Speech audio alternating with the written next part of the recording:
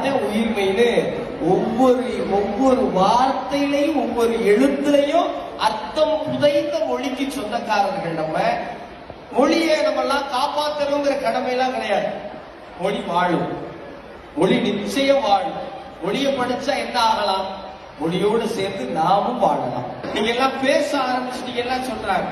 என்ன ஒரே ஒரு அழகு இந்த மொழியிலங்கிறத மட்டும் சொல்ல. நிறைய எடுத்துட்டு குழந்தைங்க எல்லாம் பேசணும். தமிழ்ல உயிர் மெய் உயிர்மை இப்படிதான் வச்சாங்க. உயிரெழுத்து உங்களுக்கு எல்லாம் தெரியும். என்ன? அ ஆ இ ஈ உ ஊ. மெய்யெழுத்து என்ன? இக்கு இங்கு இச்சு இச்சு. இப்ப இந்த இக்கு இங்கு நீங்க உச்சரிக்கும் போது முன்னாடி ஈ போட்டுதான் இக்குன்னு சொல்லுவீங்க, ஈ போட்டுதான் இச்சுன்னு சொல்லுவீங்க. அந்த உயிரெழுத்து சேர்க்காம வெறுமனே